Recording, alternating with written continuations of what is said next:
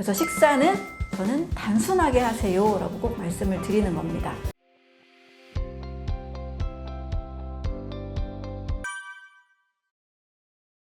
네, 식사를 할 때 물 따로 밥 따로 먹어야 되는 이유는 일단 소화효소의 희석을 방지하고 완전히 소화시켜서 에너지를 잘 만들어내기 위한 것을 목표로 하고 있습니다. 밥하고 물하고 막 섞어 먹으면 우리가 많이 씹지 않잖아요. 탄수화물의 소화는 1단계 침에 의해서 심속의 아밀라제에서 소화하는 것을 목표로 합니다. 이렇게 먹었을 경우에는 또 아밀라제를 만들어내는 췌장을 좀 쉬게 해줄 수가 있거든요. 그런데 막 국에 밥을 말아 먹거나 물에 말아 먹거나 또 후루룩 찌개를 먹으면서 몇 번 안 씻고 위장으로 보내게 되면 위가 굉장히 일도 많이 해야 되고 췌장도 더 많은 소화효소를 만들어야 됩니다. 결국 소화기가 2배, 3배, 4배, 5배 일을 많이 하게 되는 과로를 시키게 되는 거죠. 그런데 만약에 물 따로 밥 따로 드시게 될 경우에는 여러 번 50번 이상 씹을 수가 있습니다.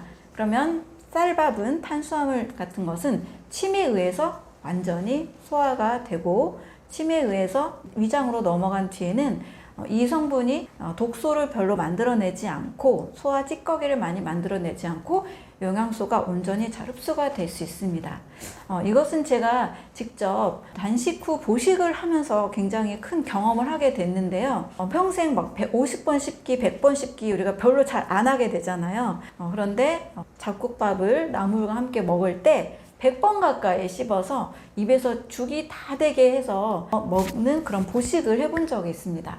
저는 밥을 먹고 몸이 그렇게 가벼울 수 있다라는 경험을 처음 하게 됐는데요. 대부분 밥을 먹으면 굉장히 막 위장이 일을 하고 막 무겁고 막 졸리고 이렇게 몸이 좀 힘들잖아요. 그런데 100번 씹기를 하고 나니까 식사 후에도 식곤증이 없고 또 몸이 굉장히 가볍고 단식 후 보식은 굉장히 중요한 과정인데 몸이 무리 없이 잘 적응하는 것을 보게 됐습니다.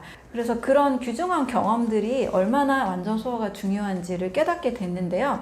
여러분들도 최소 50번, 100번 씹기를 하셔서 입에서 죽이 되게 다 물처럼 만든 다음에 한번 삼키기를 해보시면 얼마나 이게 위장이 편한지를 아시게 될 겁니다. 그러면 몸의 찌꺼기도 잘 안 만들어지고 영양이 잘 흡수가 되면서 에너지를 더 잘 만들어내는 몸이 됩니다. 복합 음식이라 하면 뷔페식을 생각하면 됩니다. 밥도 먹고 빵도 먹고 과일도 먹고 채소, 고기, 생선 다 먹잖아요. 이렇게 복합적인 다양한 음식을 복합 음식이라 하고요. 단순 음식은 그냥 과일 한 종류, 고구마 한 종류, 단호박 한 종류, 또 사찰 음식 같이 밥에 반찬 한 2-3개 정도 이렇게 단순한 식사를 이야기합니다. 이 복합 음식과 단순 음식을 우리가 구분해야 되는 이유는 이 소화 때문입니다. 음식마다 소화 속도가 다 달라요. 과일은 수분이 90%이기 때문에 30분 안에 거의 소화가 이루어집니다. 쌀밥이나 채소는 약 서너 시간 걸리죠. 고기를 먹으면 8-9시간 정도 소화되는데 굉장히 오래 걸리죠. 이렇게 음식마다 소화되는 그런 시간도 다르고 소화시키는 효소도 다릅니다. 이것을 골고루 막 너무 섞어 먹을 경우에는 완벽하게 소화가 잘 되지 않죠. 그래서 식사는 저는 단순하게 하세요 라고 꼭 말씀을 드리는 겁니다. 단순하게 할수록 소화효소의 작용점이 잘 작용하기 때문에 에너지가 잘 만들어지고 찌꺼기도 덜 발생이 되면서 우리가 힘을 얻을 수가 있습니다. 그런데 한국인의 밥상의 경우 단순하게 드시는 분도 있고 또 화려하게 10첩, 20첩 반상으로 막 화려하게 드시는 분들도 계시고 또 그런 상황도 있긴 합니다. 그런데 일반적인 식사는 일단 좀 단순한 식사가 더 좋다라는 거죠. 그래서 제가 이제 늘 드리는 밥상은 그냥 현미 잡곡밥에 우리가 좋아하는 몇 가지 쌈채소들, 해조류 이런 정도 간단하게 2-3가지 정도를 하는 것이 가장 이상적이다 말씀을 드리고, 또 사찰 음식 같은 양념이 자극적이지 않은, 그래야 쌀밥을 덜 먹게 되거든요. 우리가 양념게장, 어떤 장아찌 이런 걸 먹으면 밥을 한두 공기, 2-3공기 먹기가 쉬워지잖아요. 심심한 반찬들, 재료의 맛이 살아있는 상태로 많은 요리를 거치지 않은 그런 음식들이 훨씬 더 우리 몸에 건강하게 작용한다라고 볼 수가 있습니다. 단순할수록 소화가 잘 되고 소화가 잘 될수록 에너지가 잘 만들어집니다. 우리 전자기기 보면 뭐 에너지 1등급, 2등급 이렇게 써 있잖아요. 또 자동차도 연료에 따라서 더 에너지가 오랫동안 많이 나는 차도 있고 실제 이 효율이 좀 떨어지는 그런 연료도 있잖아요. 그러니까 이런 것들은 잘 알고 있는데 사람의 몸에는 그냥 단순한 거, 에너지나 뭐 이런 것들을 별로 생각하지 않고 약간 그냥 입에 당기는 대로 먹기가 쉬운 것 같습니다. 단순할수록 에너지를 더 잘 만든다라는 것을 저는 강조를 드리고 있습니다. 의학 박사 스지노 마사오키가 쓴 인력거꾼 이야기가 있는데요. 물론 좀 옛날이긴 하지만 좀 큰 인사이트를 얻었던 것 같아요. 어떤 독일 의사가 일본에 와서 인력거를 탔는데 무려 14시간 동안 쉬지 않고 달리는 남자를 보면서 굉장히 감탄을 했다고 합니다. 그런데 식사가 그냥 주먹밥에 장아찌,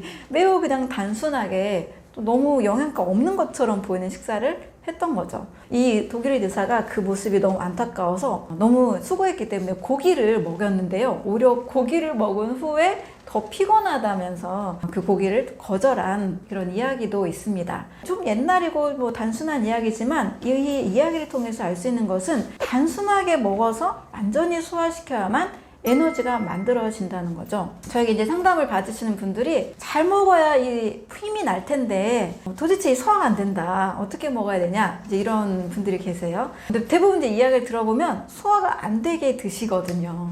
몸이 굉장히 체력이 떨어져 있고 항암 이후에 체력 저하 상태거나 오랜 시간 동안 몸이 지쳐있는 상태에서는 골고루 다양하게 드시면 절대 소화가 안 됩니다. 특히 이제 침도 잘 안 나올 정도로 소화 효소가 잘 만들어지지 않은 상태에서는 아무리 골고루 먹어봤자 말짱 효과가 없다는 거죠. 전 그런 분에게 딱 한 가지 정도, 두 가지 정도 그분이 좋아하고 잘 소화시키는 음식을 안내해 드립니다. 그랬을 때 오히려 속이 편하고 소화가 잘 되고 힘이 난다 라는 이야기들을 하시거든요. 그래서 내가 현재 소화가 잘 안 되고 체력이 계속 떨어지는 상태다. 그럴 때는 과감하게 단순한 식사를 선택하시기를 바라겠습니다.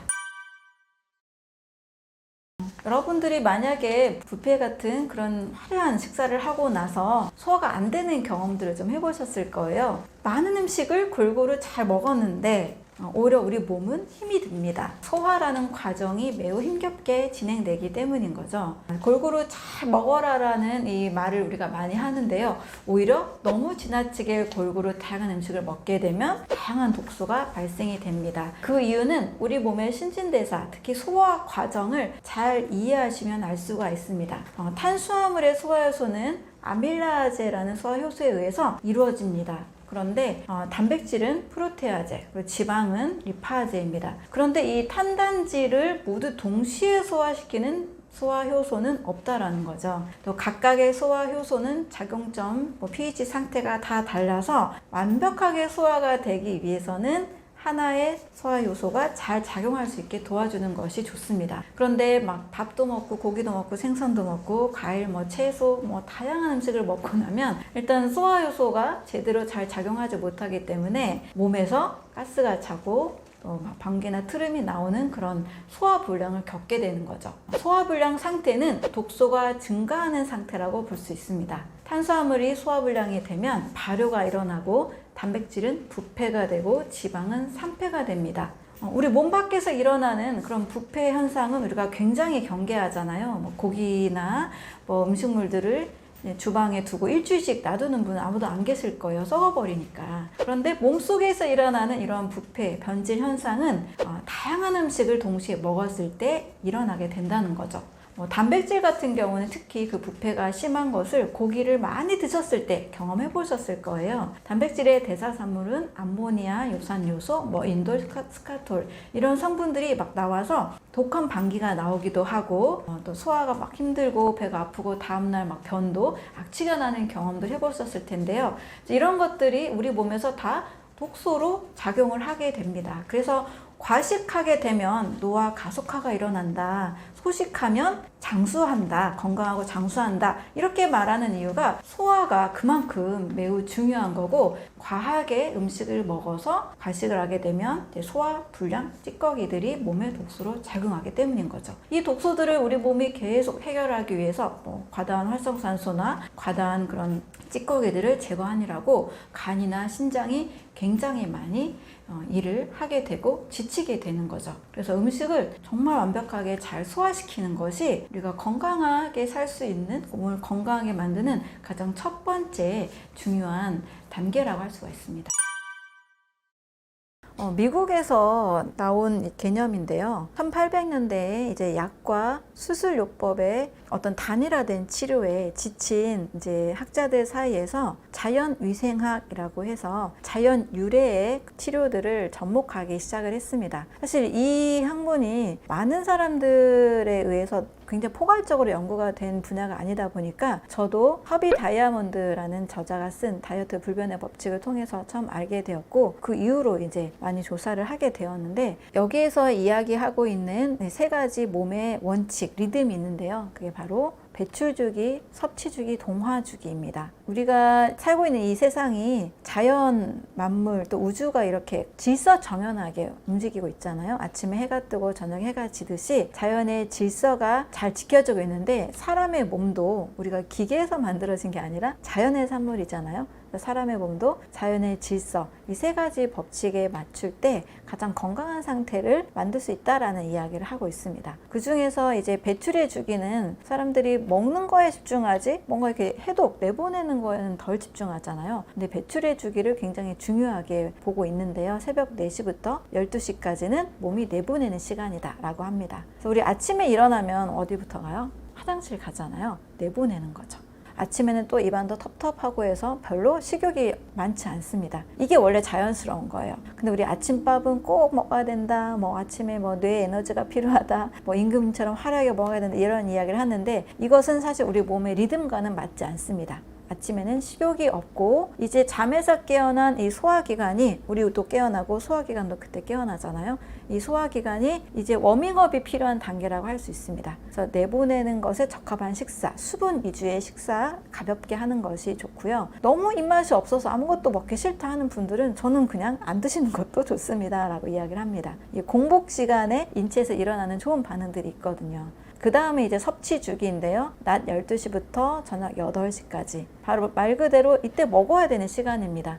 이제 배출 주기 때 워밍업이 된 우리 몸이 이제 깨어나서 어떤 음식을 먹었을 때 위나 장이나 간이나 이 췌장에서 적절히 소화효소를 잘 분비하고 잘 운동할 수 있는 상태로 몸이 이제 바뀝니다. 이때가 섭취 주기, 점심 식사, 저녁 식사 딱 이 시간이 들어가 있죠. 그리고 저녁 8시부터 새벽 4시까지는 동화 주기라고 해서 우리 동화작용이다, 이화작용이다 이렇게 배웠잖아요. 재합성이 되는 시간입니다. 그리고 이제 수면 호르몬, 멜라토닌 호르몬이 나와서 몸이 이제 휴식을 취하면서 우리 암세포도 매일 만들어진다는 말이 있죠. 세포 재생도, 또 세포 치유, 어떤 면역작용, 그리고 머리카락 늘 자라듯이, 손톱도 늘 자라듯이 이 시간에는 먹기보다는 이제 잘 쉬어주고 잘 자고, 이랬을 때 몸이 최적의 건강한 효과를 나타낸다는 시기가 됩니다. 그래서 이 세 주기를, 몸의 주기를 잘 계산을 해보면, 우리 간헐적 단식 한때 굉장히 유행했잖아요. 16시간 공복의 법칙, 이것과도 거의 일치가 돼요. 그래서 동화 시간부터 배출의 시기까지 하면 16시간을 먹지 않는 거거든요. 그리고 8시간 섭취 주기만 먹게 되는데, 마치 저는 공복과 만복의 원리를 잘 이용하면 건강하다라는 이야기를 하고 있는데요. 우리 야생동물을 생각하면 좋습니다. 야생동물은 일단 먹을 것이 있을 때 먹어두고 한동안 먹지 않잖아요. 우리는 삼시세끼를 꼭 정말 잘 먹으려고 하는 어떤 강박이 있는데, 한 16시간 정도는 수분 위주의 식사, 간편한 식사와 함께 좀 쉬어주는 것이 좋고요. 8시간 정도만, 2끼 정도, 이왕이면 규칙적인 시간에 식사를 챙겨주시는 것이 좋습니다. 이 원리대로 한다라면 저는 큰 병이 별로 없을 것 같아요. 때는 정말 철저하게 지킨 적도 있었습니다. 제가 건강식을 챙기고 어떤 건강학이라고 생각을 하는데 건강에 대해서 공부하기 시작한 게 한 15년 정도 돼요. 그때 이 기간 중에 처음 한 7년 정도는 좀 철저하게 지켰던 것 같아요. 정말 채식만도 해보고 풀만 먹으려고 하니까 먹을 것이 별로 없더라고요. 그런데 좀 시간이 점점 흐르면서 굉장히 어떤 타이트한 규칙에 나를 넣는다는 게 굉장히 어렵더라고요. 그래서 조금 융통성 있게 큰 원리만을 좀 적용하고 있습니다. 지금은 정말 철저하게 지키는 건 배출 주기예요. 배출의 주기에는 정말 수분 유지 음식, 수분, 물과 과일 외에는 먹지 않습니다. 또 없으면 그냥 아예 안 먹기도 하고, 또 어디 멀리 나가면 요즘 편의점에도 이렇게 과일 도시락 있잖아요. 그 정도만 먹고 소화 효소를 자극하는 그런 밥빵 이런 음식은 먹지 않습니다. 배출 주기는 정말 철저하게 지키는데 섭취 주기와 동화 주기에서는 살짝 조금씩 이렇게 8시까지 제가 섭취 주기인데 때로는 식사가 늦을 때가 있어요. 그럴 때는 뭐 9시, 10시까지도 식사를 하고 그 이후에 이제 휴식을 취하기도 합니다. 대신 만약에 어쩔 수 없이 뭐 과식을 했다거나 어쩔 수 없는 그런 약속들이 있어서 저도 뭐 완벽한 채식이다 라고는 말씀 못 드리거든요. 또 그렇게 살기가 어렵더라고요. 사회생활을 하고 인간관계를 하다 보니까. 그랬을 때는 뭐 고기를 가끔 먹기도 한다. 그랬을 때는 다음날 좀 더 과일과 야채를 먹는다거나 더 해독 주스를 좀 만들어 먹는다거나, 그래서 영양과 해독의 원리를 더 좀 플렉서블하게 조금 만들어 가는 것 같아요. 큰 대원리는 지키되 조금씩 융통성 있게 지켜가는 것이 우리 현대인들에게도 일반인들에게도 더 이게 필요하지 않을까, 와닿지 않을까 생각을 합니다. 8년 전인데 영양과 해독의 원리에 근거한 채식을 했을 때가 있었습니다. 제가 경험했던 어떤 해독 좀 전문도 제가 이제 제 몸에 적용을 해보고 거의 그냥 채식만 했을 때도 있었는데, 지금보다 좀 더 나이가 더 어려서 그랬는지 모르겠는데 그때 컨디션은 좋긴 좋았던 것 같아요. 근데 이제 힘들었던 이유는 사회생활 해야 될 때 제가 좀 이제 공부만 집중할 때가 있었고, 이 사회생활 하면서 또 많은 일을 하고 거의 뭐 16시간에 끼어서 일을 해야 되고 이럴 때는 혼자 할 수 있는 일이 아니다 보니까 그럴 때는 조금 힘들었던 것 같아요. 그래서 좀 융통성 있는 방식으로 점점 좀 바뀌어가고 있습니다. 이제 식사를 하기 전에는 우리 몸이 이제 소화를 잘 시킬 수 있는 상태, 워밍업을 하는 것이 중요합니다. 그리고 어떤 일을 할 때, 공부를 하거나 업무를 볼 때 책상이 너무 어지러져 있으면 집중도 안 되고 공부나 업무의 효율도가 떨어지겠죠. 마치 이것처럼 음식을 먹기 전에 소화기를 좀 워밍업 시키는 개념입니다. 물을 마시면 그 소화를 하기 전에 나오는 모틸린이라는 호르몬이 나와서 소화를 최적화해주는 상태로 만들어주고 위장에 있는 음식 내용물을 소장으로 잘 보내주는 역할을 합니다. 음식을 먹는다는 것은 잘 소화시켜서 에너지를 얻기 위함인데 이 작용을 사전에 잘 준비를 하는 작업이 될 수 있습니다. 완전한 소화를 하기 위해서 식사 중에 물을 마시는 것은 좀 상당히 방해가 되죠. 왜냐하면 밥을 꼭꼭 씹어서 소화시키기 위해서는 침에 있는 아밀라제가 이 밥을 포도당으로 바꿔주는 작업을 하잖아요. 그런데 만약에 국에 밥을 말아 먹는다거나 또는 중간에 물을 마시게 되면 이 쌀을 완전히 씹지 않고 위로 넘어가게 되죠. 그러면 이제 위 안에서 물론 소화를 하려고 우리 몸은 굉장히 노력을 하겠죠. 침에 있는 소화 효소가 입에서 다 소화가 안 돼서 위로 넘어가게 되면 또 췌장에서도 아밀라제가 또 나와서 소화를 하기는 합니다. 하지만 이제 윗속에 물도 들어가고 또 여러 음식과 함께 이 소화액이 희석이 되기 때문에 소화가 좀 부담스럽게 되죠. 그래서 위는 더 많은 연동 운동을 해야 되고 또 췌장도 다른 일들도 굉장히 많은데 또 이 아밀라제를 또 분비를 해야 되기 때문에 몸속의 소화기관이 지치는 결과가 오게 됩니다. 그래서 완전 소화에 있어서 더 많은 에너지를 쓰게 되고 또 많은 소화기들을 힘들게 하기 때문에 썩 좋은 식사법은 아닙니다. 그래서 완전 소화에 방해가 되고 소화기를 지치게 한다라는 그런 단점이 있습니다. 한국인들이 미국에 비해서 위암 발생률이 무려 10배가 높습니다. 또 한국인 하면 위 건강이 굉장히 약한 그런 특성이 있죠. 근데 그 이유들을 많은 분들은 맵고 짠 음식에서 원인을 찾습니다. 하지만 저는 위 건강을 좀 과하게 안 좋게 하는 또 다른 원인이 있지 않을까라고 이제 생각을 하면서 여러 이제 공부와 자료들을 찾던 중에 한국인의 전통적인 문화, 바로 국과 찌개의 문화죠. 자, 우리가 밥을 통해서 쌀밥을 주식으로 먹고 이 쌀에서 포도당을 분해해서 에너지원으로 삼는 민족인데, 국이나 찌개에 밥을 말아 드시게 되면 꼭꼭 씹고 삼키기가 굉장히 어렵게 되죠. 그냥 두세 번 씹고 후 삼키게 돼버립니다. 그러면 이제 위에서는 거의 뭐 밥알이 씹지도 않은 채 이 침에 있는 아밀라제에 의해서 이게 좀 분해가 돼서 와야 되는데 전혀 분해되지 않은 쌀밥, 쌀알 그 상태로 위 속에 머무르게 되죠. 그러면 위는 소화가 안 된 음식이 바로 들어오게 되니까, 씹지 않은 음식이 들어오게 되니까 여기에서 계속 소화시키려고 굉장히 노력을 하게 됩니다. 소화액이 희석이 돼서 우리가 소화시켜야 되는 모든 음식들의 쌀에 소화액이 다 닿지가 않는 거죠. 소화액이 희석이 되는 관점에서 완전 소화가 되지 않고 위에 부담을 준다라는 것이 문제가 됩니다. 그래서 음식을 먹는다는 것은 완전히 소화시켜서 에너지를 얻어야 되기 때문에 소화액이 희석이 되지 않는 식사법이 가장 좋습니다. 뿐만 아니라 꼭꼭 씹어서 이 1차 소화기관인 이 입에서 어느 정도의 소화를 다 하고 나서 위에 보내주는 것이 위가 할 일을 좀 줄여주는 것이 되겠죠. 그래서 위에 많이 부담을 주는 식사라는 관점에서 국과 찌개 문화가 건강에 좋지 않은 문화라고 생각을 합니다.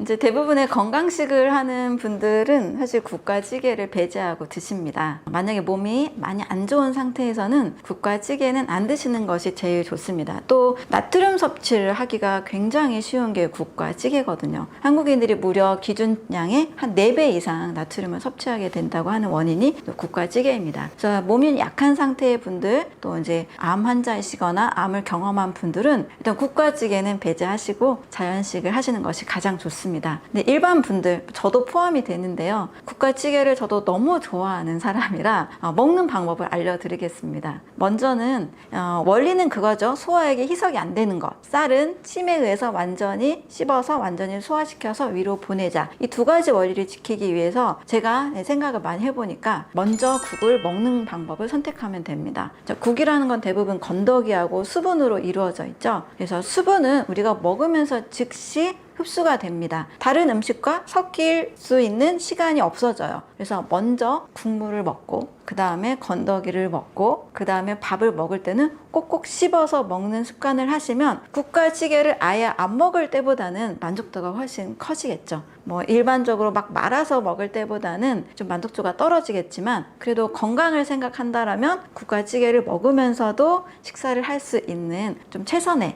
방법이지 않을까 생각을 합니다.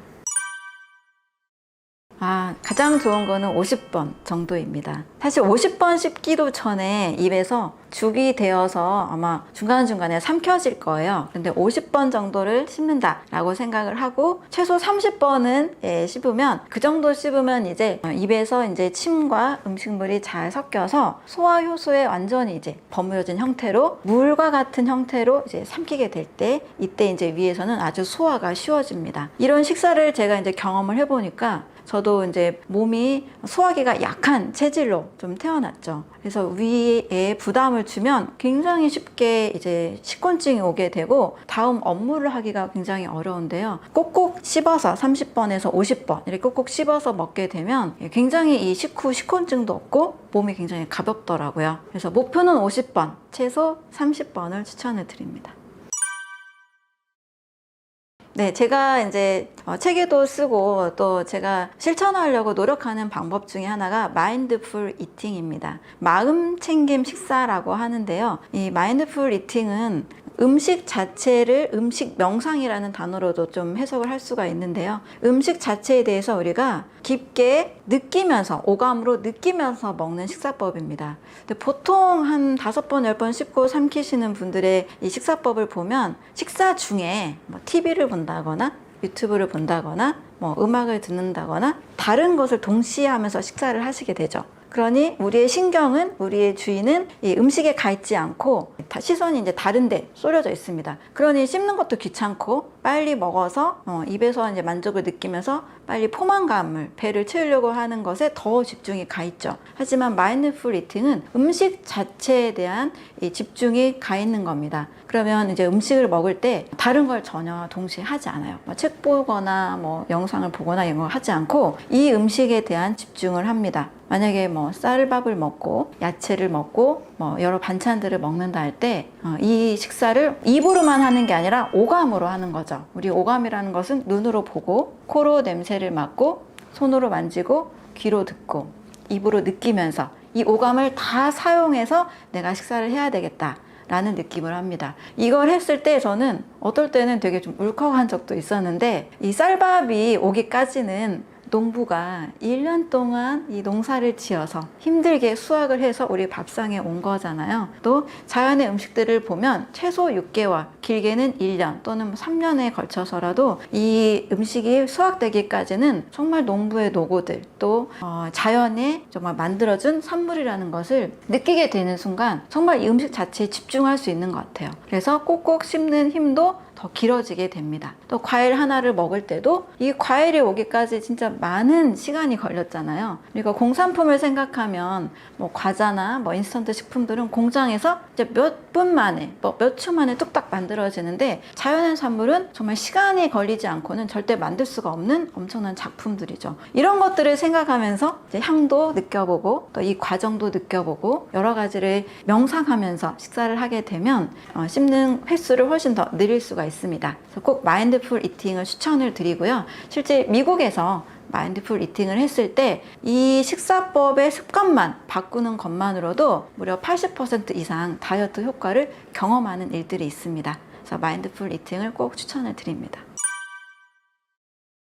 제가 사실 빵을 너무 좋아하는 사람이었기 때문에 얼마나 이 빵이 매력적이고 이것을 끊는 것이 어려운 일인지를 너무나 잘 알고 있습니다. 실제 제가 했던 방법이기도 하고, 상담받은 분들에게 굉장히 많이 이렇게 권했을 때 정말 좋은 효과가 있었는데요. 첫 번째, 2가지로 말씀을 드릴게요. 첫 번째는 빵이 너무 먹고 싶다. 디저트가 너무 먹고 싶다. 그런데 그냥 억지로 끊는 거는 굉장히 정신적인 고통의 수반이 되잖아요. 또 그러다가 몇 번 참다가 나도 모르게 먹게 되는 실수를 저지르게 됩니다. 그래서 일단 이렇게 한번 해보세요. 빵을 먹긴 먹을 거야. 먹을 건데 먼저 과일을 먹고 먹자. 과일을 먹은 다음에 빵을 먹자. 이렇게 순서를 한번 정해보세요. 과일을 먹고 나면 과일에 들어있는 수분, 또 과일에 들어있는 맛들이 굉장히 청량감을 주고 이미 달콤한 맛이 우리에게 있는 가장 본능적인 욕구죠. 단맛을 충족하고자 하는 욕구, 이것이 이미 충족이 됩니다. 청량감과 달콤한 맛이 우리가 이미 충족이 된 이후에 빵을 먹게 되면 빵의 맛이 그렇게 예전처럼 맛있다라고 못 느끼게 돼요.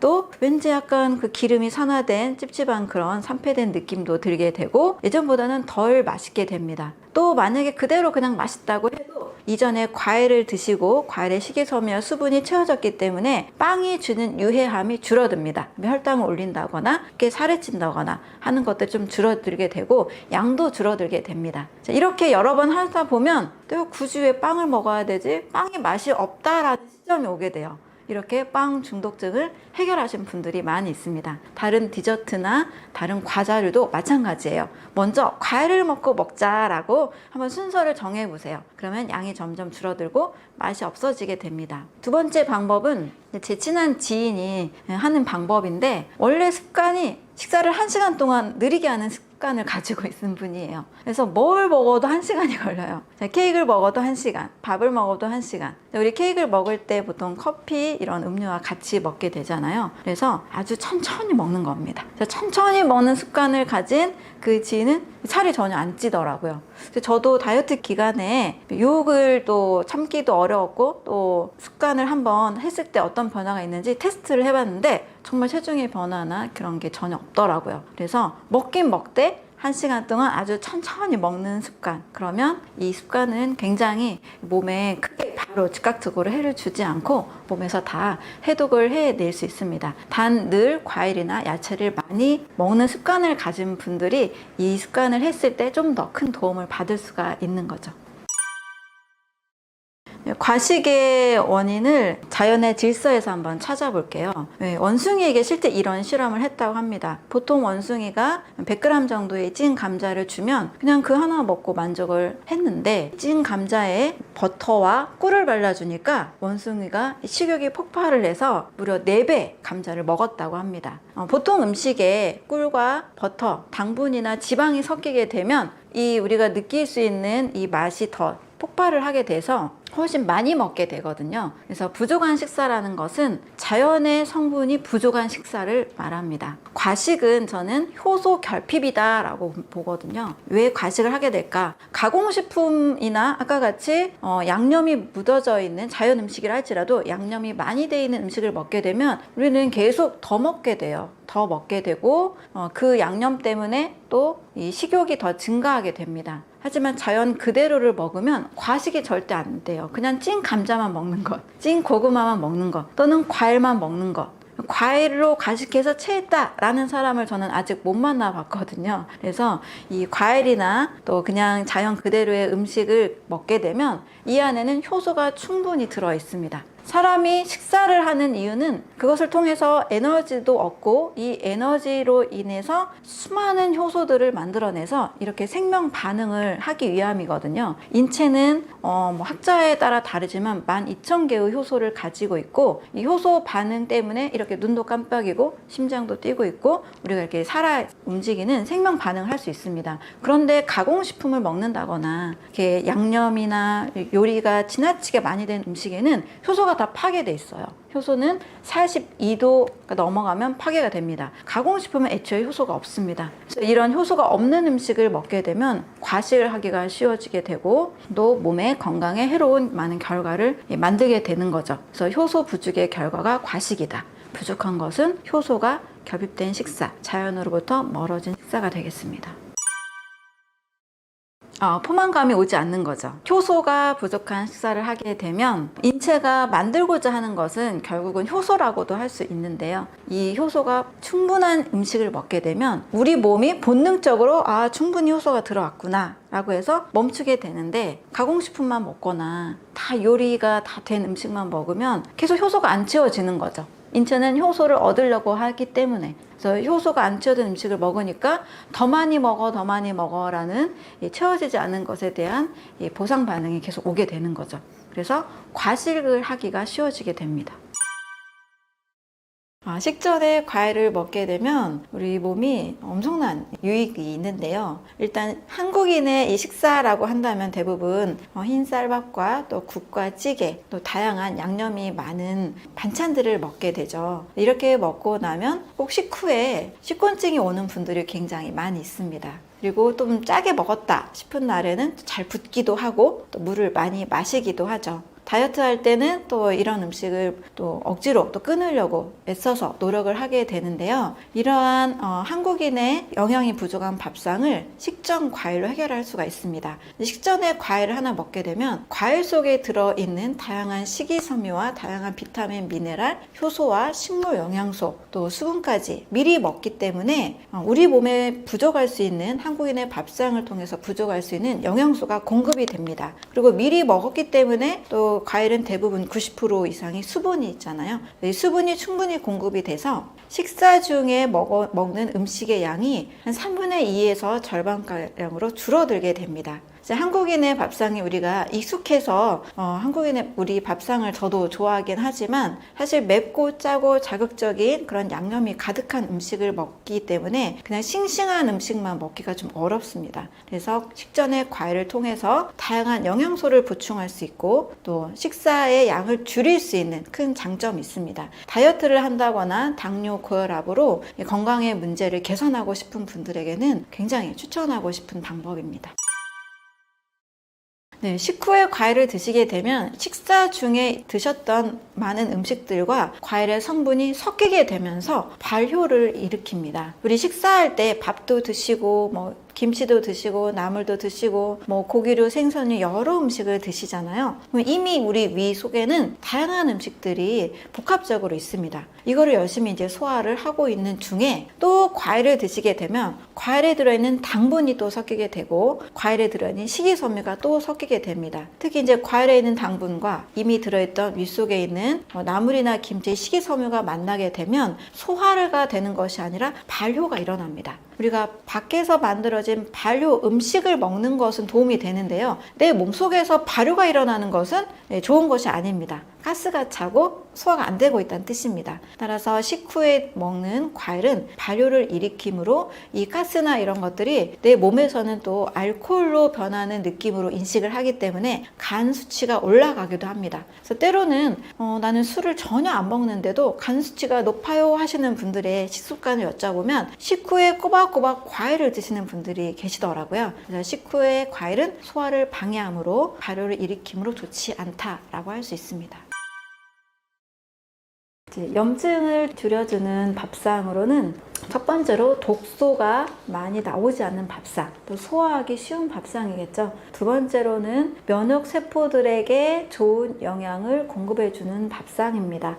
아침은 제가 무조건 과일만 드시는 것을 굉장히 추천을 드립니다. 물론 과일 드시고 추가적으로 사과, 당근 정도 갈은 과일, 채소 주스도 같이 드셔도 크게 무리는 없습니다. 근데 좀 귀찮잖아요. 저는 좀 더 편리함을 추구하기 위해서 그냥 오직 과일만 드시는 것이 에너지 공급에도 밥 한 공기가 안 되는 분량의 당분이기 때문에 안전합니다. 또 에너지 공급도 잘 되면서 또 수용성 식이섬유나 여러 다양한 파이토케미컬들이 있기 때문에 굉장히 좋습니다.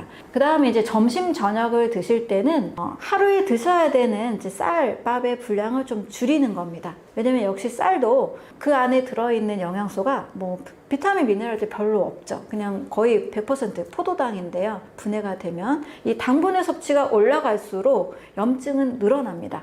또 독소가 늘어나기 때문에 만약에 내가 좀 염증을 최소한으로 하고 싶은 밥상을 차리고 싶다. 그럼 점심 저녁에 원래 드시던 밥량의 반 공기, 하루에 그냥 밥 한 공기를 점심 저녁으로 나누어서 드신다라는 정도로 밥의 양을 좀 줄여주는 것이 좋습니다. 그러면 나머지 배고프게 먹으라는 얘기가 아니고요. 나머지는 또 배부르게 드셔야 돼요. 저는 항상 배부르게 포만감 있게 드셔야 된다고 하니까 여기에 이제 여러 해조류, 김이나 다시마나 토시나 꼬시래기 이런 다양한 해조류들이 있죠. 또 아주 단백질도 많고 수용성 식이섬유도 많은 버섯 요리, 그리고 다양한 채소, 쌈채소들 같이 어우러지게 드시면 꼭 밥으로 채우시는 그런 습관보다는 훨씬 더 배부르고 만족감이 높고 염증도 줄어들게 됩니다. 그리고 이제 점심과 저녁을 이렇게 드시면서 그 사이에는 필수 지방산이 풍부한 이제 견과류, 좀 이렇게 땅콩 같은 경우는 곰팡이 오염이 좀 잘 되기 때문에 이 견과류를 좀 안전하게 또 너무 산패되지 않은 걸로 신선한 견과류로 드시면 염증에 좋은 항염증 항암 밥상이 될 수가 있습니다.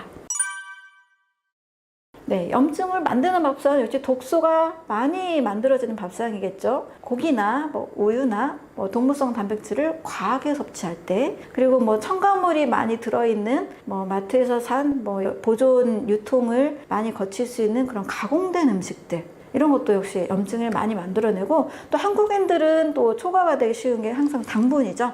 당독소를 유발할 수 있는 여러 이제 액상 과당이나 흰쌀밥을 많이 먹을 때, 빵을 많이 먹을 때, 인스턴트 음식을 많이 먹을 때 또 염증이 많아지고 독소가 많아지니까 염증이 많아지는 밥상이 됩니다.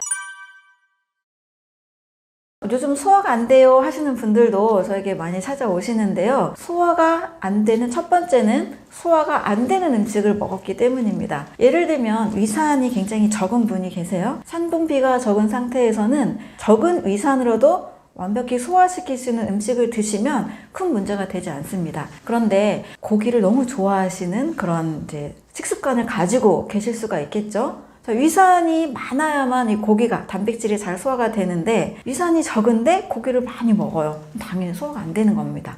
또 소화기 위산 점막이 약할 경우에는 거친 통곡식도 소화를 못 시키는 경우도 있습니다. 현미하면 좋은 음식으로 다들 알고 계실 텐데요. 현미를 잘 드셔도 소화가 안 되는 분들이 또 계세요. 이럴 경우에도 나에게 맞지 않는 식사를 하게 된 거죠. 그래서 소화 불량을 일으키지 않는 좋은 식사를 하는 것이 가장 좋은데요. 음식 선정부터 내가 잘 소화시키는 음식을 선택하는 것이 중요합니다. 현미, 잡곡이 소화가 안 될 경우에는 때로는 바나나도 좋은 한 끼 식사가 될 수 있고요. 고구마도 한 끼 식사가 될 수가 있습니다. 자, 이렇게 소화를 잘 시킬 수 있는 음식을 선택하시는 것, 소화 불량을 해결할 수 있는 첫 번째 방법이 될 수가 있습니다. 두 번째로는 너무 복잡한 음식을 동시에 많이 먹는 것도 소화 불량의 원인이 됩니다.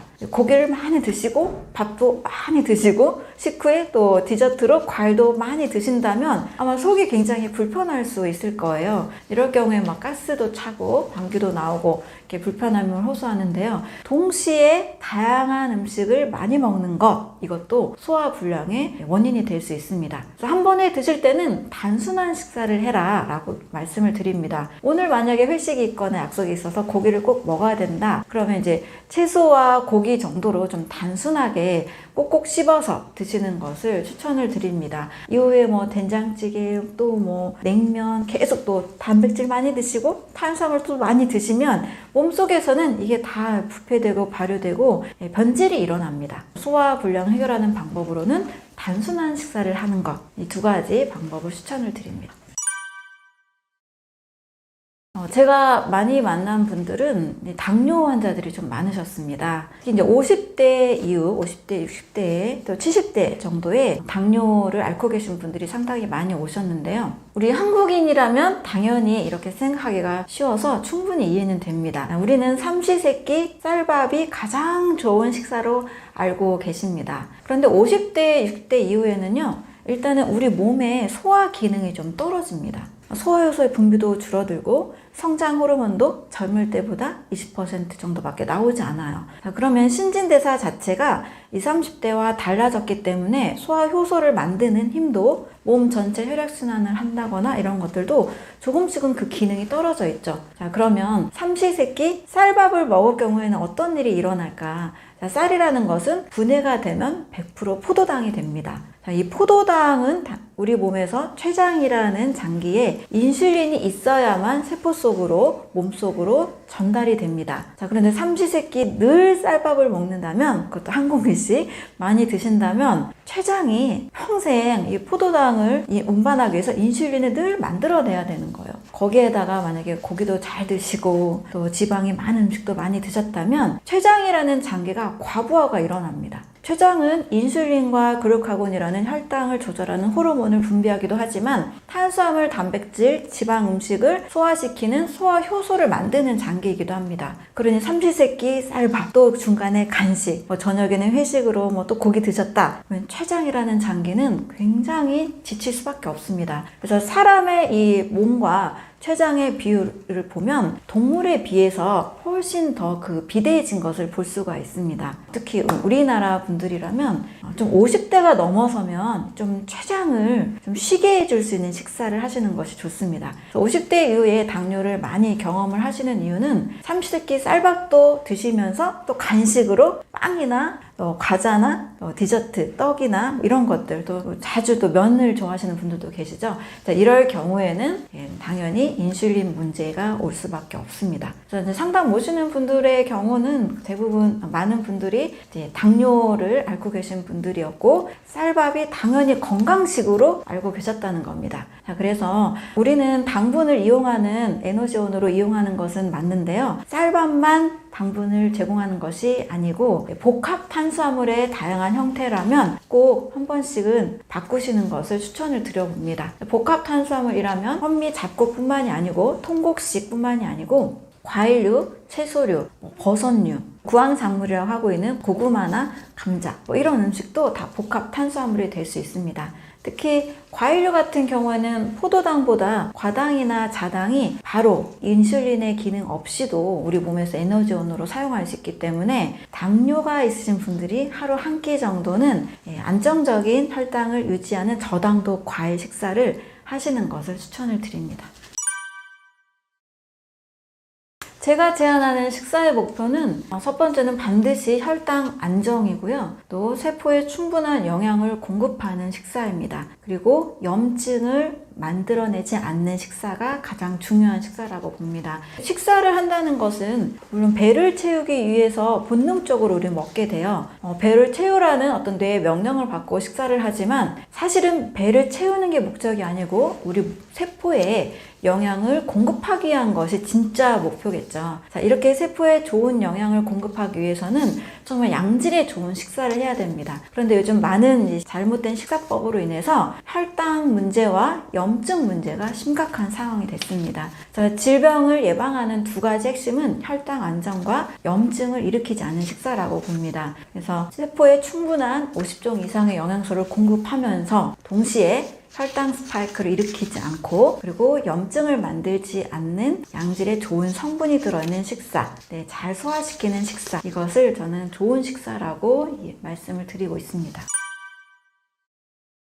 효소라는 것은 생명 반응을 일으키는 생명체가 가지고 있는 화학 반응의 촉매 단백질이라고 할 수 있습니다. 자, 그럼 생명체라면 사람도 다는 생명체고요. 살아있는 동물, 식물도 모두 생명체입니다. 살아있다라는 것은 효소가 작용을 잘 하고 있다라는 뜻입니다. 그럼 효소가 많은 음식이라는 것은 살아있는 음식을 뜻합니다. 예를 들면 고기를 다 익히고 또 쌀을 다 밥을 해서 모든 음식들을 굽고 찌고 튀기고 가열하는 순간 이런 음식에서의 효소는 다 파괴가 됐다라고 볼 수 있습니다. 그래서 모든 가열하고 조리한 음식들은 효소가 없는 상태입니다. 반대로 생과일의 경우 또 생채소의 경우 또 살아있는 생고기나 또 물고기의 경우에도 살아있는 상태라면 효소가 다 있는 상태입니다.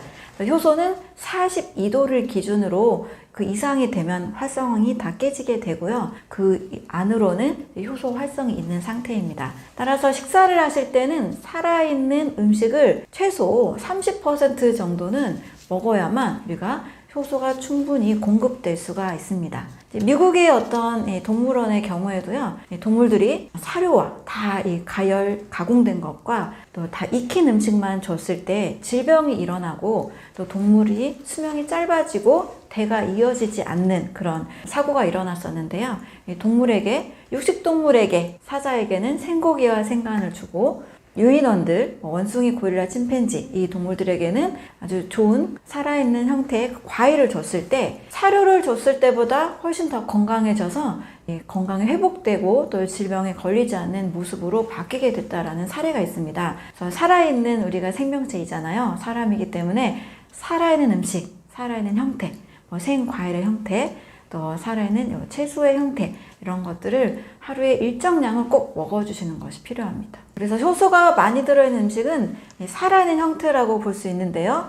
크게 음식 분류로 치면 과일류, 견과류, 채소류, 버섯류, 해조류, 통곡식 이런 음식들을 가열을 좀 최소화한 상태에서 과일의 경우라면 생과일의 형태로 드시는 것이 우리가 효소를 많이 먹는 방법이라고 할 수가 있습니다. 야생동물의 경우 만성질환과 비만이 없다라는 이야기를 들어보셨을 겁니다. 야생동물은 어떻게 살고 있나요? 삼시세끼 시간을 다 정해서 규칙적인 식사를 하고 있지 않습니다. 야생동물은 먹을 것이 있을 때 사냥을 해서 먹을 것이 있을 때 충분히 먹고 배부른 동안에는 먹지 않습니다. 다시 또 배고파지면 사냥을 통해서 또 먹을 것을 찾으러 다닙니다. 자, 이렇게 동물은 본능적으로 살아가면서 배부를 때는 먹지 않고 배고플 때는 먹는 공복과 만복의 원리를 잘 따르고 있습니다. 그렇기 때문에 어떤 천적에 의해서 수명이 닿을 때가 있지만 만성질환, 비만 이런 질병은 없는 것을 볼 수가 있습니다. 근데 사람은 규칙적으로 삼시세끼 먹고 또 간식도 먹고 본능적으로 먹기보다 어떤 때 되면 먹는 느낌들이 좀 많이 있으시죠. 아직 배가 안 고픈데 지금 때가 됐으니까 시간이 됐으니까 식사를 많이 챙겨 드십니다. 자, 그러면 배가 안 고픈데도 또 음식물이 들어와서 우리 몸이 또 소화를 시키고 또 이 음식물을 해결하는 과정에서 내 몸은 점점 더 지쳐가게 됩니다. 쓸데없는 독소가 생기기도 하고 또 불필요한 염증이 생기기도 하고 작은 염증이 사라지면 좋지만 만성 염증으로 더 더 심각하게 커져가기도 합니다. 요즘은 이런 질문도 제가 받은 적이 있는데요. 배고픈 게 도대체 뭐예요? 라는 질문도 받은 적이 있습니다. 그만큼 배고픔 없이 계속 먹고 있다는 뜻이죠. 또 우리는 먹어야만 건강하다, 이렇게 잘못된 상식이 있기도 합니다. 우리가 본능대로 야생동물처럼 배고플 때만 먹고 배부를 때는 먹지 않는 습관, 이런 원리들을 또 이용한 것이 공복의 원리, 간헐적 단식의 원리이기도 하는데요. 반드시 배고픔을 좀 우리는 느껴봤으면 좋겠어요. 좀 먹는 걸 좀 쉬어주고 내 몸이 그 쉬는 동안에 좀 더 회복하고 또 불필요한 세포와 독소를 없애는 이런 시간도 꼭 가졌으면 좋겠습니다. 사람의 소화 효소에 비추어 볼 때 저는 이제 수의학을 전공했다 보니까 동물로 이해할 때 훨씬 더 이해가 잘 됐던 것 같아요. 소화기관으로 봤을 때 육식동물, 사자나 호랑이 같은 육식동물은 다른 동물의 살을 먹어서 다른 동물을 먹음으로써 생명을 유지할 수 있잖아요.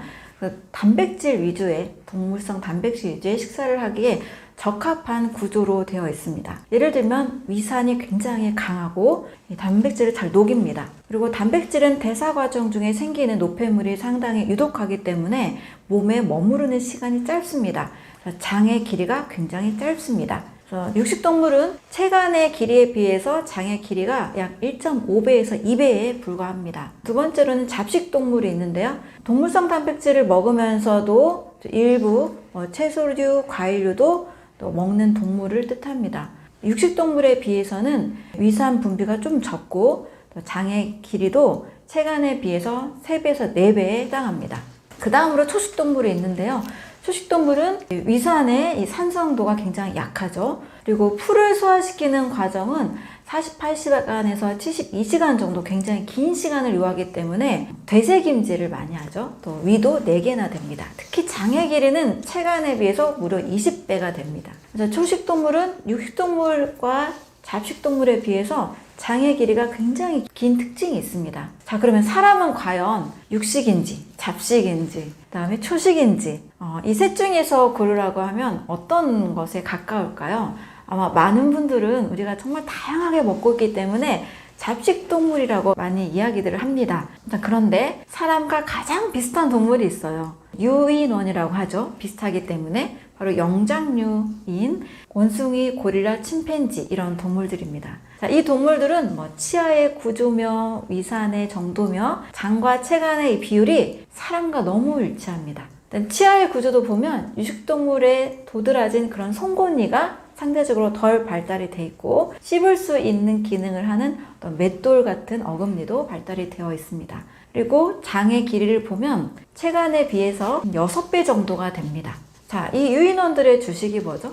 과일을 주식으로 먹고 곤충도 5% 정도 먹고 나뭇잎이나 뿌리, 줄기도 먹는 것으로 우리가 잘 알고 있습니다. 자, 근데 가장 많이 먹고 있는 식사는 바로 과일입니다. 자, 사람도 과일 식사를 했을 때 소화가 아주 편한 것을 저는 너무나 오랫동안 많은 분들을 통해서 확인을 하고 있습니다. 소화가 좀 힘들었던 분들, 현미밥도 소화가 안 되는 분들을 과일 식사로 바꿔드리면 굉장히 속이 편하다고 하십니다. 또 화장실도 너무 잘 간다고 하십니다.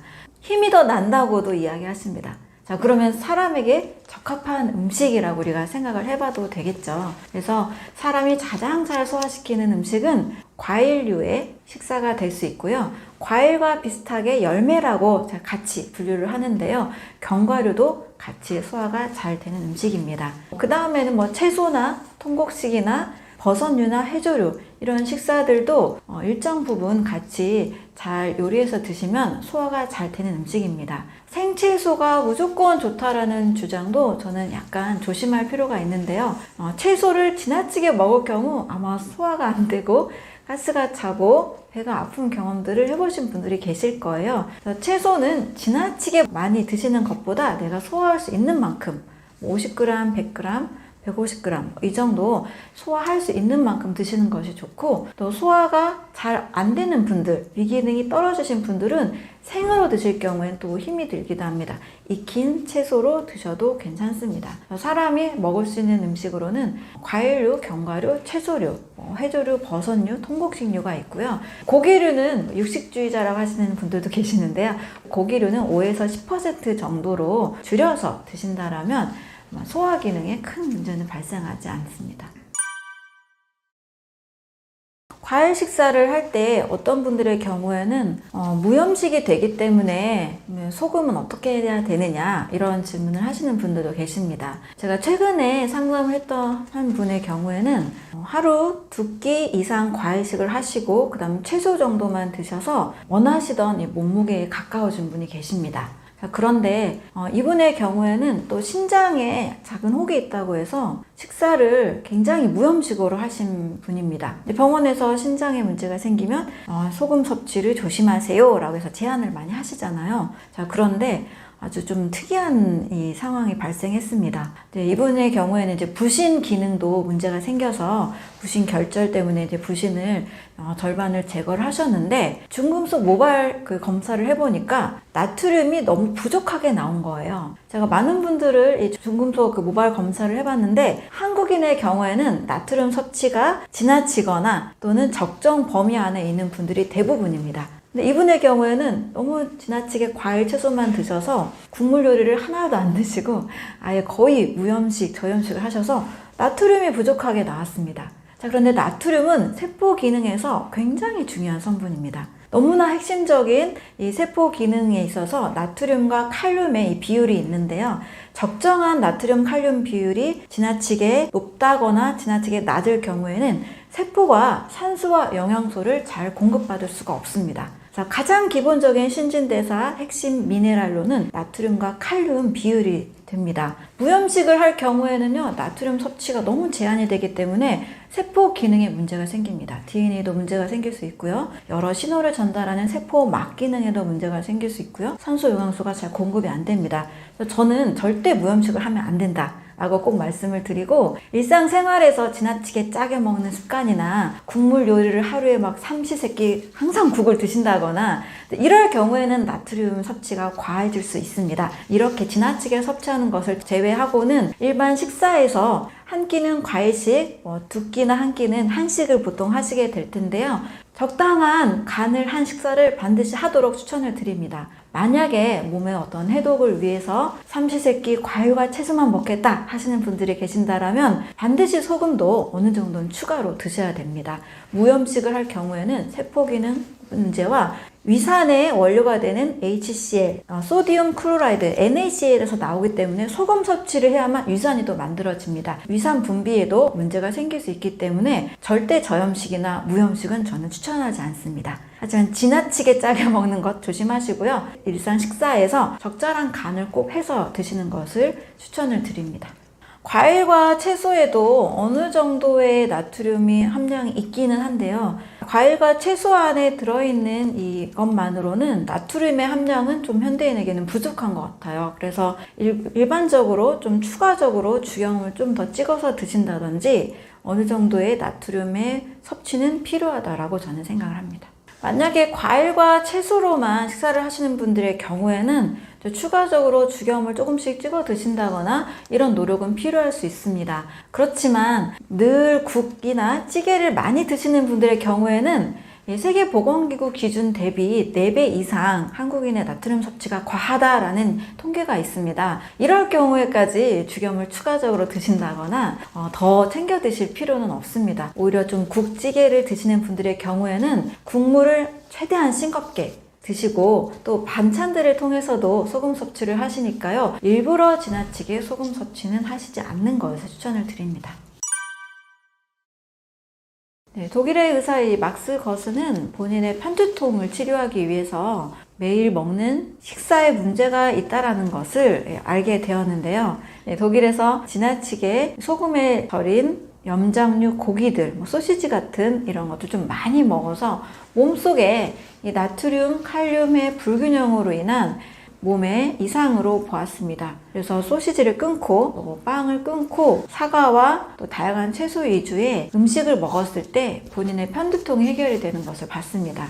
결국 몸속에 세포에 꼭 필요한 영양의 균형을 주는 음식을 먹고 불필요한 나트륨이 저류되지 않도록 또 불필요한 독소가 생기지 않도록 만드는 식사법의 원리로 많은 불치 환자들을 치료를 했습니다. 당시 불치병이었던 피부 결핵 환자들을 식사요법만 가지고도 거의 446명 정도가 치료가 됐던 이력들을 가지고 있습니다.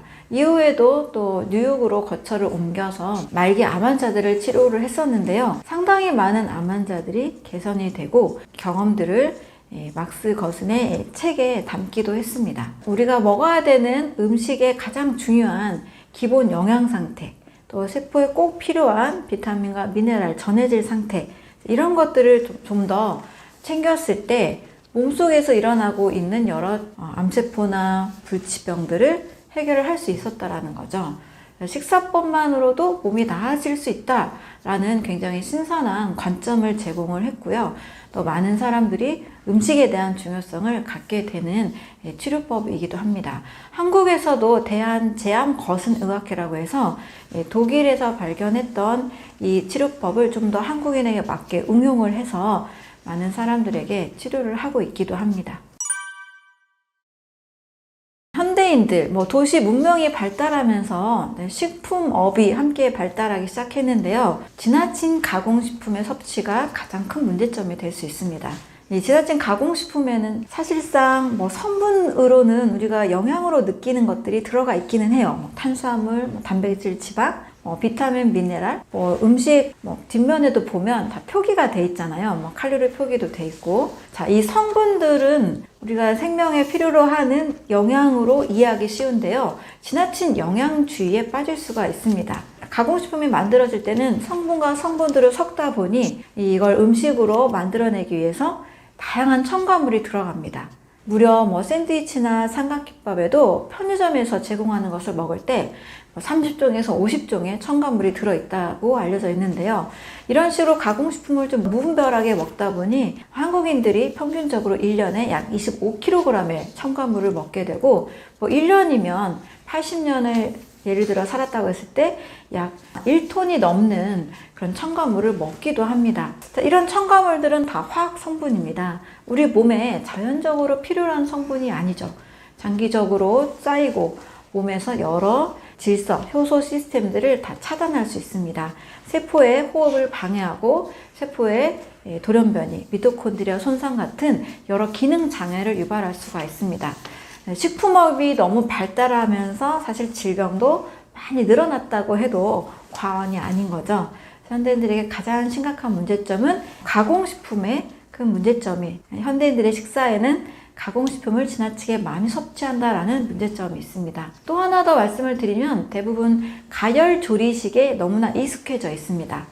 물론 야생에서 우리가 모든 음식을 먹을 수 있는 환경은 아닙니다. 그런데 지나치게 늘 끓이고 삶고 굽고 튀긴 이런 음식들만 먹게 되면 우리 몸에 꼭 필요로 하는 영양소가 결핍이 되기 쉽습니다. 쉽게 말하면 생과일에 들어있는 효소, 파이토케미컬, 식물 영양소, 비타민, 미네랄, 또 좋은 수용성 식이섬유, 이런 것들은 결핍이 되기 쉬운 거죠. 이러면서 영양의 불균형이 찾아옵니다. 모든 질병은 세포 기능 장애로 볼 수 있고 영양의 불균형과 또 몸에 쌓인 독소가 빠져나가지 않은 것으로 볼 수가 있습니다. 이로 인한 염증, 이로 인한 만성염증과 온몸의 장기가 재기능을 하지 못하는 거죠. 그래서 영양 불균형을 막기 위해서는 내가 얼마나 가공식품을 많이 먹고 있는지 한번 체크를 해보시고요. 또 너무나 가열 조리식만 먹고 있는 건 아닌지, 내가 신선한 음식, 신선한 자연의 식물들은 얼마나 먹고 있는지를 꼭 점검해 보시면 좋겠습니다.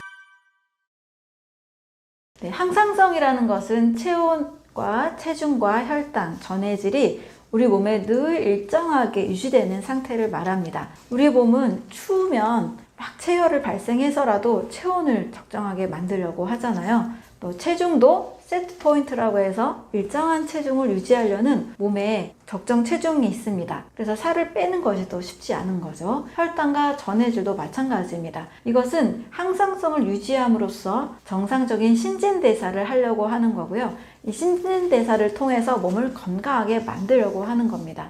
그러면 정상적인 신진대사, 건강한 신진대사를 만드는 것이 우리가 건강에 또는 다이어트에 가장 중요한 요소라고 할 수 있는 거죠. 이 건강한 신진대사를 위해서는 저는 하루에 과일 섭취량을 최대한 늘리자라고 꼭 말씀을 드립니다. 바쁜 아침에 막 밥하고 뭐 찌개 끓이고 하지 마시고 아침 식사로는 생과일을 씹어서 드시고요. 점심과 저녁은 우리 한국인들은 또 한식을 많이 좋아하시잖아요. 대신 식사 전에 과일을 한 접시 정도 꼭 드시는 겁니다. 식전 과일 식사법이라고 합니다. 그리고 점심 식사에는 현미 잡곡으로 식사를 하시면서 채소류, 해조류, 버섯류의 한식 위주로 드시면 됩니다. 만약에 빠른 감량을 원하시는 분들이 계신다면 과일을 좀 더 많이 드시면서 그냥 간단하게 고구마나 감자나 옥수수 같은 거 요리하지 않은 그런 익히기만 한 자연 음식으로 식사를 끝낼 수도 있습니다. 또 하루에 30g 정도의 견과류를 드시면 몸에 좋은 단백질과 또 불포화 지방산이 공급이 되기 때문에 굉장히 건강의 항상성을 유지하는 데도 도움이 됩니다. 이렇게 과일의 효소와 또 풍부한 식이섬유 이런 것들이 같이 공급이 되면 굉장히 포만감도 좋고요. 또 장점으로는 가공식품에 길들여진 입맛을 빠르게 바꿔줄 수가 있습니다. 그래서 앞으로 좀 나쁜 음식에 대해서 입맛이 바뀌기 때문에 몸의 신진대사가 좋아지고 또 항상성이 잘 유지가 될 수가 있습니다. 네, 식이섬유 하면은 그냥 한 가지 정도로 알고 계신데요. 식이섬유는 크게 두 종류가 있습니다. 물에 녹는 수용성과 물에 녹지 않는 불용성 식이섬유가 있습니다. 대부분 이제 현미가 좋다고 알고 계시죠? 백미에 비해서. 그리고 뭐 콩 껍질이나 현미 껍질, 곡식에 있는 이 통곡물의 이 껍질 속에는 물에 녹지 않는 불용성 식이섬유입니다. 그런데 과일에 들어있는 식이섬유는 껍질을 제외한 이 과육 속에는 물에 녹는 수용성 식이섬유가 있습니다. 혹시 이 딸기 주스를 갈아놨을 때 시간이 지나면 뭔가 끈적끈적한 젤리 형태로 바뀌는 걸 본 적이 있으신가요? 그게 바로 물에 녹는 수용성 식이섬유가 물을 흡수시켜서 맑았던 주스가 끈적끈적한 젤리 형태로 바뀐 거예요. 바로 이 수용성 식이섬유는 과일 속에도 들어있고요. 또 해조류에도 알긴산의 형태로 들어있습니다. 버섯 속에도 베타글루칸 형태로 들어있습니다. 이렇게 자연에 있는 과일이나 또는 버섯류, 해조류 이런 성분들에는 물에 녹는 식이섬유가 있어서 장 건강에 꼭 필요한 도움을 주고 있습니다. 일단 장에서는 우리가 먹은 음식들이 잘 빠져나가야 되잖아요. 이게 적당하게 잘 빠져나간 형태의 고형물이 잘 만들어져야 됩니다. 배변이 잘 돼야 되니까. 근데 수용성 식이섬유를 전혀 먹지 않으면 이 배변이 잘 만들어지지가 않아요. 그런데 과일이나 해조류나 버섯류 이런 음식들을 잘 먹을 때는 이 배변이 아주 원활하게 잘 일어납니다. 고형물들을 매끄럽게 잘 만들기 때문이죠. 또 뭐 콜레스테롤이나 혈당을 조절해주는 역할도 하고 있습니다. 수용성 식이섬유, 물에 녹는 식이섬유도 우리가 꼭 섭취해야 되는 음식이라는 것을 잊지 않으셨으면 좋겠습니다. 네, 수용성 식이섬유는 과일 속에 많이 들어있고요. 팩틴의 형태로 들어있습니다. 사과나 딸기, 대부분의 모든 과일들은 수용성 식이섬유를 가지고 있습니다. 또 해조류는 알긴산의 형태로 있어요. 미역이나 다시마 같은 거 보면 끈적끈적하게 이런 점액성 물질이 있죠. 이게 바로 알긴산입니다. 버섯에는 베타글루칸의 형태로 들어있고요. 또 돼지 감자나 우엉에도 이눌린이라는 성분으로 수용성 식이섬유가 있습니다. 그래서 일상에 채소나 과일, 해조류 이런 것들 또 버섯류를 어느 정도씩 좀 드신다라면 장 건강에 또 우리 몸의 혈당과 콜레스테롤에 도움이 되는 좋은 음식들을 늘 섭취할 수가 있게 됩니다. 도정의 정도를 크게 4가지로 나누는데요. 0분도미, 5분도미, 7분도미, 10분도미 이런 정도로 나뉩니다. 0분도미는 거의 현미의 80% 정도를 남긴 쌀이고요. 껍질만 제거한 상태입니다. 5분도미는 약 현미의 5% 정도만 제거한 쌀입니다. 대부분 이 5분도미 정도를 먹는 것을 추천을 하고 있습니다. 7분도미는 조금 더 깎은 상태이고 10분 도미는 거의 백미라고 볼 수가 있습니다. 백미는 현미에 들어있는 이 쌀 눈이나 아미노산들이 다 제거된 형태이기 때문에 가장 먹기는 쉽지만 영양가는 거의 탄수화물밖에 없다고 보시면 됩니다. 어느 정도 이 쌀눈과 영양가가 남아있는 형태는 5분 도미. 5분 도미가 너무 딱딱하다고 느끼시는 분들은 7분 도미 정도까지 드시는 것도 괜찮습니다. 그래도 소화가 되게 안 되시는 분들이 계세요. 이런 분들은 현미를 그대로 드시기보다는 백미와 현미를 섞어서 드신다거나 백미를 드신다 하면 밀기울이라는 곡식의 껍질을 잘 분쇄한 성분이 있습니다. 이것도 추가적으로 드신다면 소화와 또 영양가를 같이 흡수할 수 있는 또 방법이 될 수가 있습니다. 저는 오븐도미와 또 백미와 또 잡곡들을 많이 섞어서 먹고 있습니다. 그래서 꼭꼭 씹어서 먹는다라면 잘 소화가 되기 때문에 최대한 꼭꼭 씹어서 먹는 것을 추천을 드립니다.